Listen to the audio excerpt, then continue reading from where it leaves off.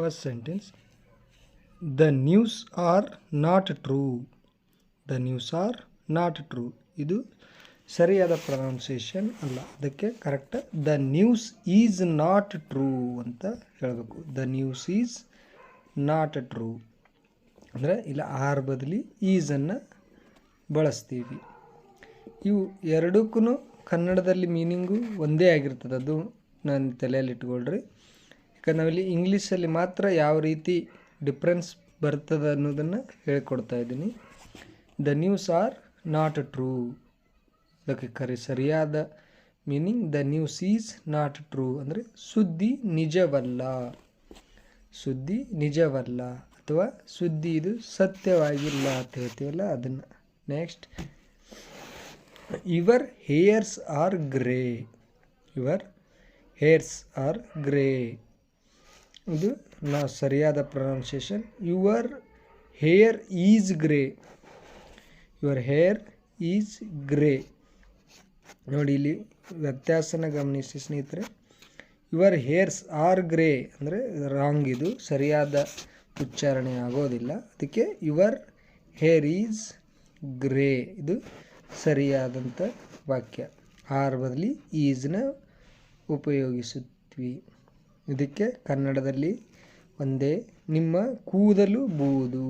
ನಿಮ್ಮ ಕೂದಲು ಬೂದು ಅನ್ನೋಕ್ಕೆ ಯುವರ್ ಹೇರ್ ಈಸ್ ಗ್ರೇ ಅಂತ ಹೇಳಬೇಕು. ಆರ್ನ ಬಳಸಬಾರ್ದು. Politics are his cheap interest.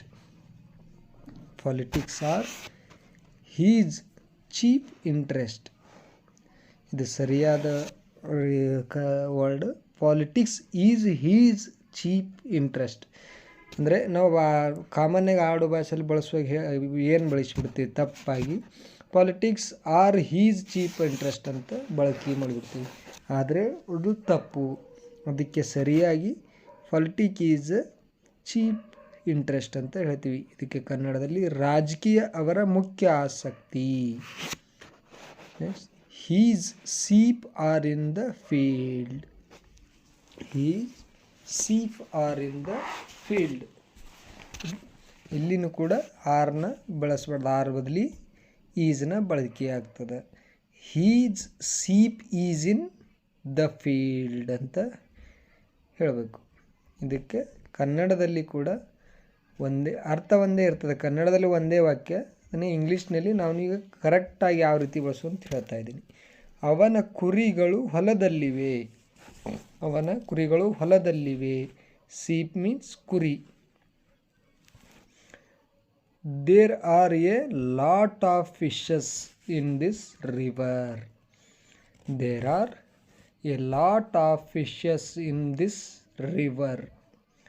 The ಕರೆಕ್ಟಾದ pronunciation there is a lot of fishes in this river. There is a lot of fishes in this river. ಇಲ್ಲಿ ಕೂಡ ಆರ್ನ ಬಳಸಬಾರ್ದು. ಈಸ್ ಈ ಬಳಕೆ ಸರಿಯಾದ ರೀತಿ. ಇದಕ್ಕೆ ಕೂಡ ಕನ್ನಡದಲ್ಲಿ ಒಂದೇ ಅರ್ಥ. ಎರಡಕ್ಕೂ ಅನ್ನೋಕ್ಕಿಂತ ಇದು ಇನ್ಕರೆಕ್ಟ್. ಈ ನದಿಯಲ್ಲಿ ಸಾಕಷ್ಟು ಮೀನುಗಳಿವೆ. ಈ ನದಿಯಲ್ಲಿ ಸಾಕಷ್ಟು ಮೀನುಗಳಿವೆ.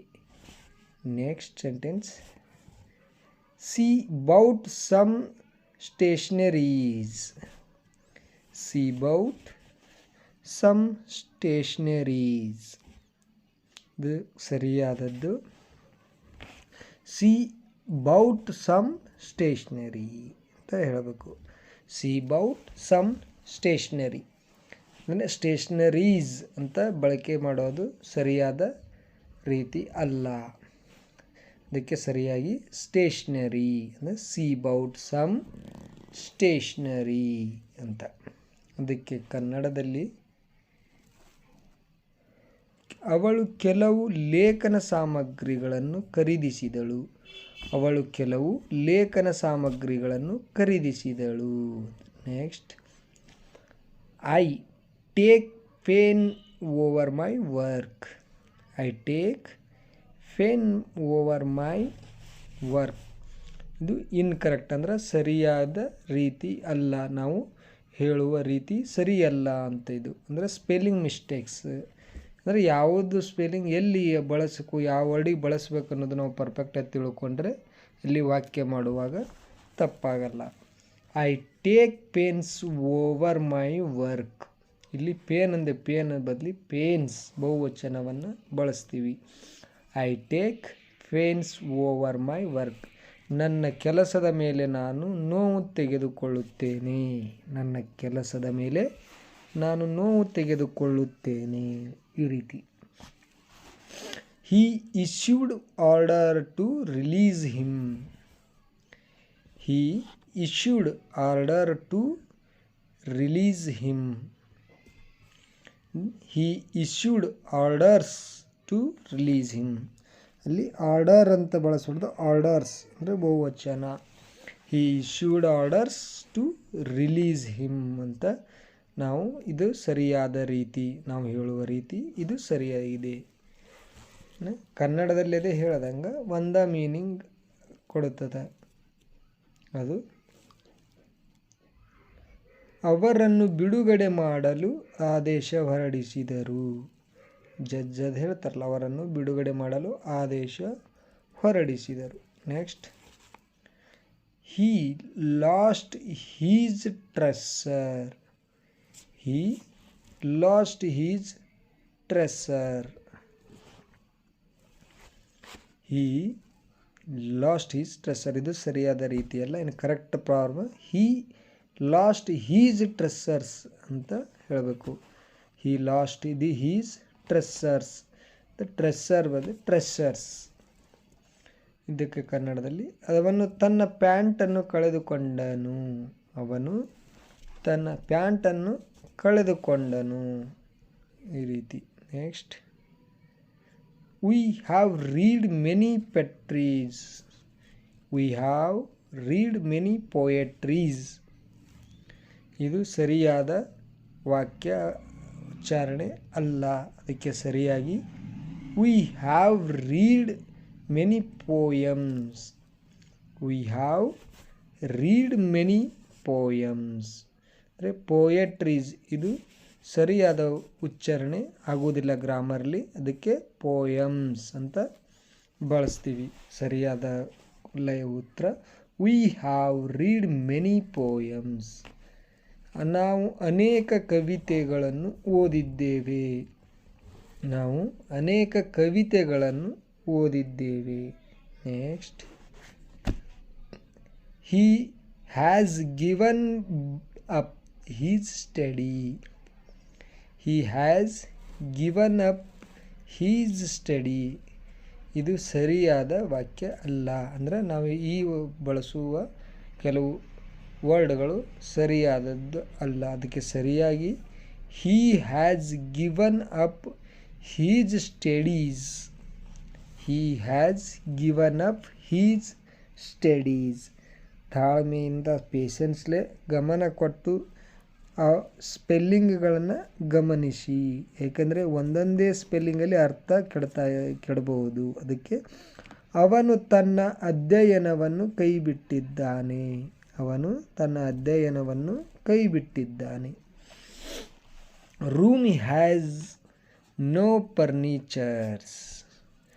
ರೂಮ್ ಹ್ಯಾಸ್ ನೋ ಫರ್ನಿಚರ್ಸ್ ಅಂದರೆ ನಾವು ಬಳಸುವ ಉಚ್ಚಾರಣೆ ಇದು ಸರಿಯಾದಲ್ಲ, ಇನ್ಕರೆಕ್ಟ್. ಇನ್ನು ಸರಿಯಾದ ರೀತಿ this room has no furnitures. ನಾವು ಹೇಳುವಾಗ this room has no furnitures ಅಂತ ಹೇಳಬೇಕು. ಅದನ್ನು ಬಿಟ್ಟು ರೂಮ್ ಹ್ಯಾಸ್ ನೋ ಫರ್ನಿಚರ್ಸ್ ಅಂದರೆ ಇದು ಇಂಗ್ಲೀಷ್ನಲ್ಲಿ ಸರಿಯಾದ ಉಚ್ಚಾರಣೆ ಅಲ್ಲ. ನೋಡಿ, ಒಂದೇ ಸ್ಪೆಲ್ಲಿಂಗ್ ಮಿಸ್ಟೇಕ್ ಅದರ ಅರ್ಥಕ್ಕೆ ಅನರ್ಥ ಕೊಡ್ತದೆ. ಯಾಕಂದರೆ ಭಾಷೆಯ ಮೇಲೆ ಹಿಡಿತಾ ಇರಲಿಲ್ಲ ಅಂದರೆ ಈ ಕೋಣೆಯಲ್ಲಿ ಯಾವುದೇ ಪೀಠೋಪಕರಣಗಳಿಲ್ಲ. ಈ ಕೋಣೆಯಲ್ಲಿ ಯಾವುದೇ ಪೀಠೋಪಕರಣಗಳಿಲ್ಲ ಅಂತ. Next, 10 miles are a long distance. 10 miles are a long distance. ಇದು ಸರಿಯಾದ ಉಚ್ಚಾರಣೆ ಅಥವಾ ಸರಿಯಾದ ವಾಕ್ಯ ರಚನೆ ಅಲ್ಲ. ಅದಕ್ಕೆ ಕರೆಕ್ಟಾಗಿ 10 miles is a long distance ಅಂತ ಹೇಳಬೇಕು. ನಾವು ಯಾರಾದರೂ ಕೇಳಿದಾಗ ಹೇಳ್ತೀವಿ, ಸಡನ್ನಾಗಿ ಏನು ಬಳಸಿಬಿಡ್ತೀವಿ ಆಡು ರೂಢಿಯಲ್ಲಿ, 10 miles are a long distance ಅಂತೇವೆ, ಅದು ತಪ್ಪು. ಸರಿಯಾಗಿ 10 miles is a long distance ಅಂತ ಹೇಳಬೇಕು. 10 miles is a long distance. 10 ಮೈಲುಗಳು ಬಹಳ ದೂರ. 10 ಮೈಲುಗಳು ಬಹಳ ದೂರ, ಈ ರೀತಿ. Next, he gave me many advices. He gave me many advices. ಇದಕ್ಕೆ ಸರಿಯಾದ ವಾಕ್ಯ he gave me many pieces of advice. ನೋಡಿ ಸ್ನೇಹಿತರೆ, ಉಚ್ಚಾರಣೆ ಮಾಡುವಾಗ ಬಹಳ ಎಚ್ಚರಿಕೆಯಿಂದ, ಸುಮ್ಮನೆ ಇಂಗ್ಲೀಷ್ ಮಾತಾಡೋಕ್ಕೆ ಬರ್ತದಂತೆ ಮಾತಾಡಿದ್ರೆ ಅಲ್ಲಿ ಅರ್ಥಕ್ಕೆ ಅನರ್ಥ ಆಗ್ತದೆ. ನಮ್ಮನ್ನು ನೋಡಿ ಜಡ್ಜ್ ಮಾಡ್ತಾರೆ, ಇವನಿಗೆ ಇಂಗ್ಲೀಷ್ ಬರೋದಿಲ್ಲ ಅಂತ. ಅದಕ್ಕೆ ಅವರು ನನಗೆ ಅನೇಕ ಸಲಹೆಗಳನ್ನು ನೀಡಿದರು. ಅವರು ನನಗೆ ಅನೇಕ ಸಲಹೆಗಳನ್ನು ನೀಡಿದರು. Next, we have many works to do. We have many works to do. ಇದಕ್ಕೆ ಸರಿಯಾದ ವಾಕ್ಯ we have many pieces of works to do ಅಂತ ಹೇಳಬೇಕು. ಯಾವ ಸರಿಯಾದ ವಾಕ್ಯ ಏನಪ್ಪ ಅಂದ್ರೆ we have many pieces of works to do. ಇಲ್ಲಿ ಹೊಸ ವರ್ಡ್ ಪೀಸಸ್ ಅಂತ ಆ್ಯಡ್ ಮಾಡಿಕೊಂಡೆ. ಇದನ್ನು ನಾವು ಮಾಡಲು ಹಲವಾರು ಕೆಲಸಗಳಿವೆ. ನಾವು ಮಾಡಲು ಹಲವಾರು ಕೆಲಸಗಳಿವೆ.